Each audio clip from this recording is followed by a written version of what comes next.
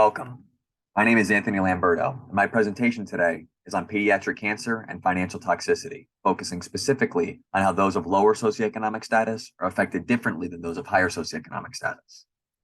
To start, there have been significant improvements in pediatric cancer treatment. The 5-year survival rate for those with pediatric cancer has increased from 58% in the mid-1970s to 84% in 2020. Also, the excess death rate has decreased significantly since 1985. But with these improvements have also come health disparities, specifically those related to socioeconomic status. The probability of relapse being higher and the probability of overall survival being lower for those with greater than or equal to 20% poverty.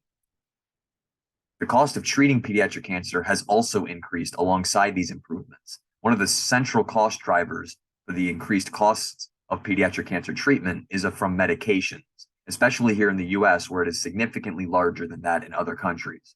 Also, the cost of treating pediatric cancer is much higher than treating cancers that afflict primarily adults.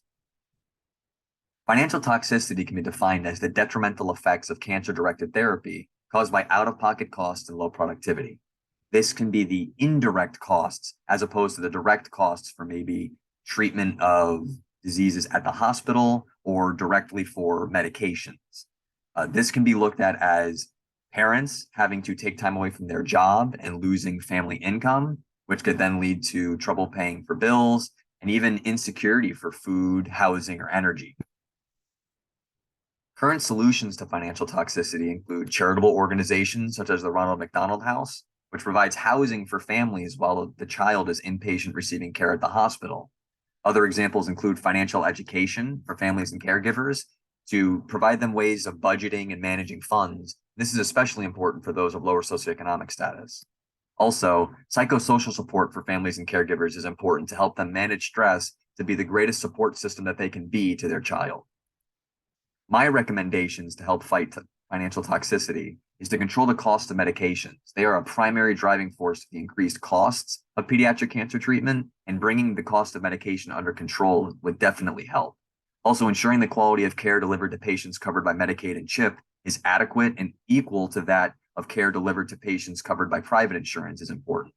Also, continuing to develop better treatments so that secondary conditions don't have to be worried about, and in turn, secondary medications don't have to be bought. Finally, making sure that parents and caregivers of patients are supported both psychosocially, but also financially if they have to take time away from their job. In conclusion, financial toxicity is something that affects people of lower socioeconomic status much more than those of higher socioeconomic status. Controlling the cost of medications, ensuring that care is of the highest quality, continuing to develop better treatments, and making sure that parents and caregivers are supported both psychosocially and financially if they have to take away time from their jobs may correct this issue with financial toxicity. The discussion question that I'd like to leave you with today is, why do you think the cost of pediatric cancer care is so much higher than treatment for other cancers that primarily afflict adults? And why do you think solving this issue might be especially difficult? Think about the patients themselves being pediatric patients and how they fit into the society and what voice they have in society as compared to adults. These were the resources I used to make this presentation. And thank you for watching.